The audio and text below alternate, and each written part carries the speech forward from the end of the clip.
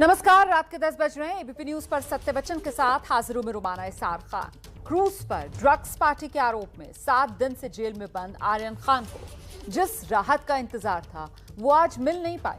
अब अगले हफ्ते ही फैसला हो पाएगा कि आर्यन खान आगे भी जेल में रहेंगे या फिर उन्हें जमानत मिलेगी। दरअसल वकीलों की तरफ से दोनों ही तरफ से आज पूरा जोर लगा दिया गया, लेकिन सेशंस कोर्ट किसी नतीजे पर आज नहीं पहुंचा। 2 दिन की जिरह के बाद भी जमानत पर फैसला आज नहीं आ पाया। बड़े बड़े वकीलों की दलीलें काम नहीं आ पाई। नतीजा ये कि आर्यन की जमानत पर फैसला अब 20 अक्टूबर को आएगा। फिलहाल आर्यन खान जेल में रहेंगे और कोर्ट के भीतर से लेकर बाहर तक अब एनसीबी के काम करने के तौर तरीकों पर भी सवाल उठ रहे हैं। उससे भी महत्वपूर्ण यह हो जाता है कि आर्यन खान की जमानत में आखिरकार पेंच आखिर है क्या, कहां फंसा हुआ है। इसी पर देखिए आज का सत्य वचन, जेल, जिरह और जमानत।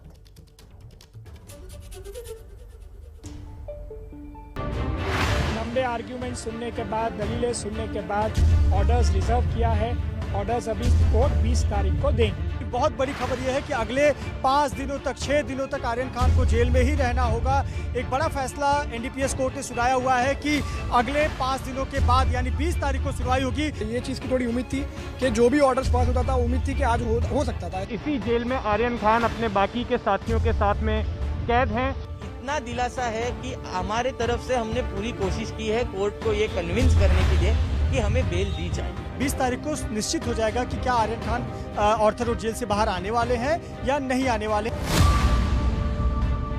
बादशाह के बेटे को और 6 दिन जेल में बिताने होंगे। 2 दिनों और 2 बड़े वकीलों की जिरह के बावजूद शाहरुख खान के बेटे को आज जमानत नहीं मिल पाई। अदालत ने फैसला सुनाने के लिए 20 अक्टूबर की तारीख मुकर्रर की है। कि सबसे बड़ी खबर यही है कि अगले 6 दिनों तक आर्यन खान को जेल में ही रहना होगा। 20 तारीख के लिए ऑर्डर रिजर्व रखा गया है। 20 तारीख को आदेश आएगा, तब पता चल पाएगा कि आर्यन खान को क्या जमानत मिली है, नहीं मिली है। लेकिन पुरजोर तरीके से एनसीबी ने जमानत का विरोध किया है, जमानत अर्जी का विरोध किया है। साथ ही साथ यहाँ पर कई दलीलें आर्यन खान के वकील की तरफ से दी गई। लंबे आर्ग्यूमेंट सुनने के बाद, दलीलें सुनने के बाद ऑर्डर्स रिजर्व किया है। ऑर्डर्स अभी कोर्ट 20 तारीख को देंगे। सर, कई बात चल रही है इसमें फॉरेन एंगल है, एमए की मदद जो ये सब आर्ग्यू हो चुका है। अभी कोर्ट के ऊपर है कि कोर्ट क्या फैसला सुनाएगा।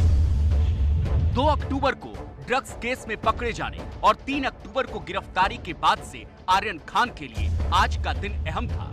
कल 13 अक्टूबर को भी आर्यन की जमानत की अर्जी पर जिरह के बाद सेशन कोर्ट ने कोई फैसला नहीं सुनाया।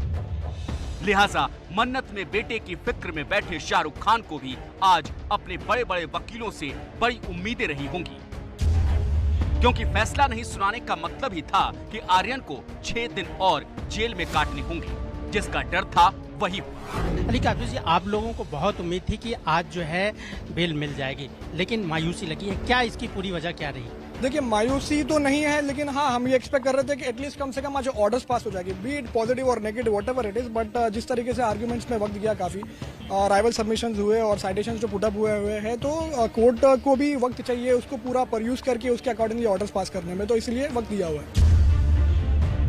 आर्थर रोड जेल के बाहर लगी ये पेटी आज शाम आर्यन को जेल से आराम देने के लिए इंतजार कर रहा था।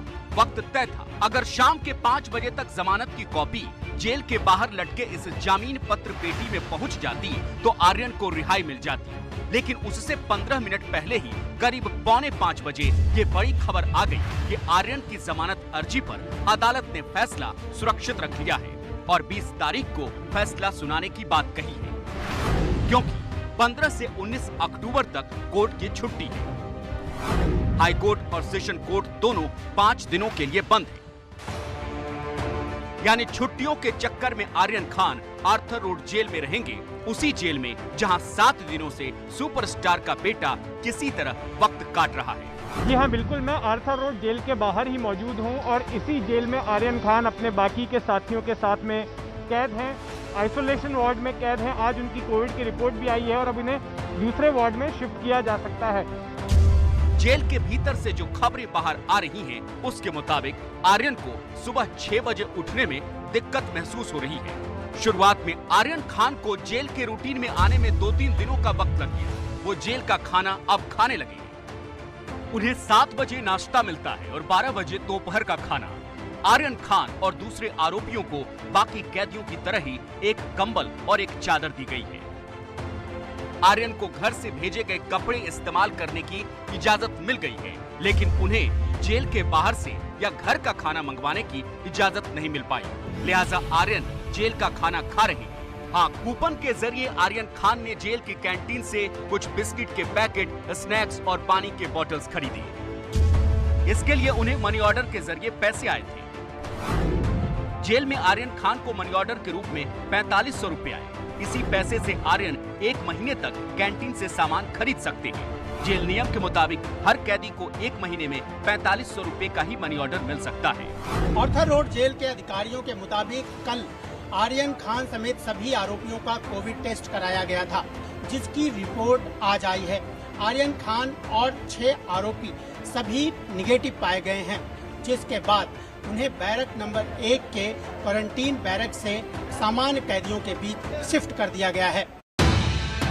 जेल में आर्यन खान है कैदी नंबर N956।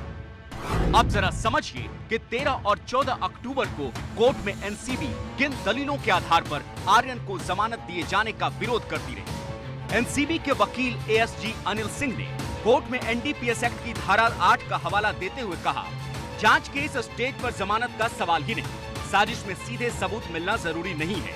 आरोपियों के विदेशी लिंक मिले हैं, जिसकी जांच जरूरी है। विदेशी लिंक की जांच के लिए विदेश मंत्रालय से संपर्क किया गया है। आर्यन से ड्रग्स बरामद नहीं, लेकिन आर्यन बड़ी साजिश का हिस्सा है। अरबाज के पास से ड्रग्स मिले और आर्यन उसके साथ थे।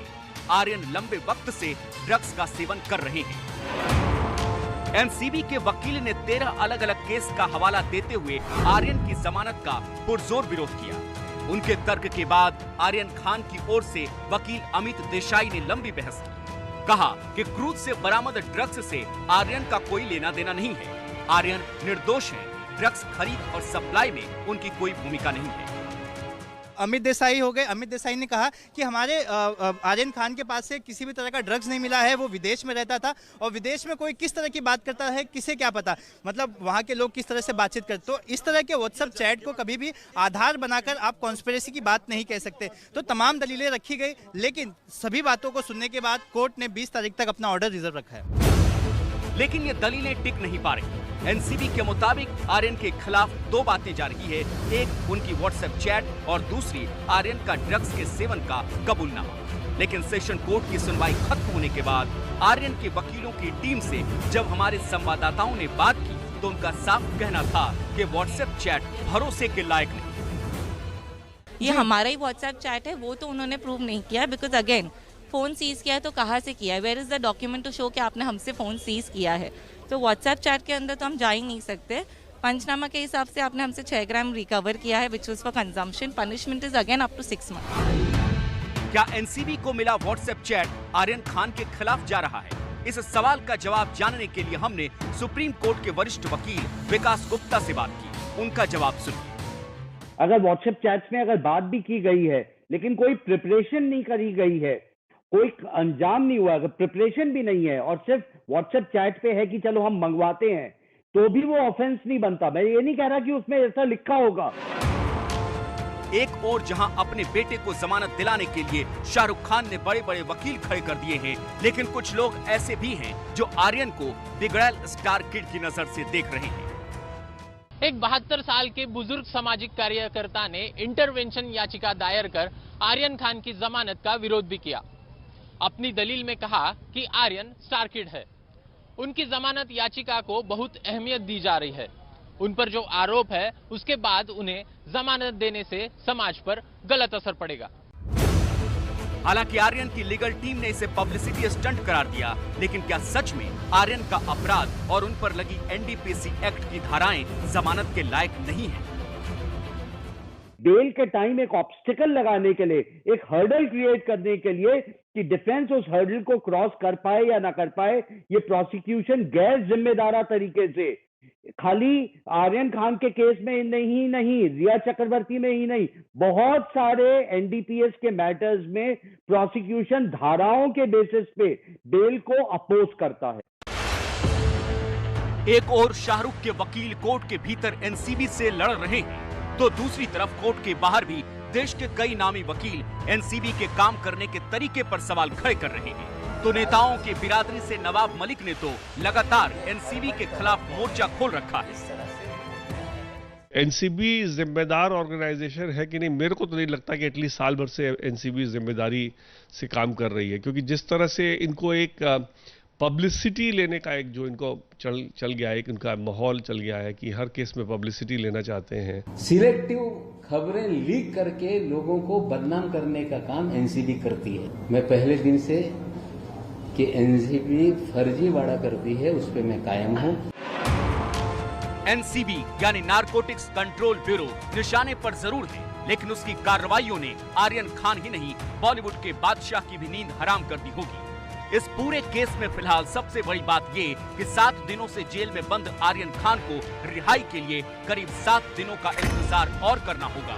और अगर सेशन कोर्ट ने 20 अक्टूबर को जमानत खारिज कर दिया तो फिर आर्यन के वकीलों के पास बॉम्बे हाई कोर्ट में अपील का विकल्प बचेगा। ये मुठभेड़ उन्हीं आतंकवादियों के साथ चल रही है जिन्होंने 11 अक्टूबर को 5 सैनिकों को शहीद किया था, जिसमें एक जेसीओ और 4 जवान शहीद शामिल थे।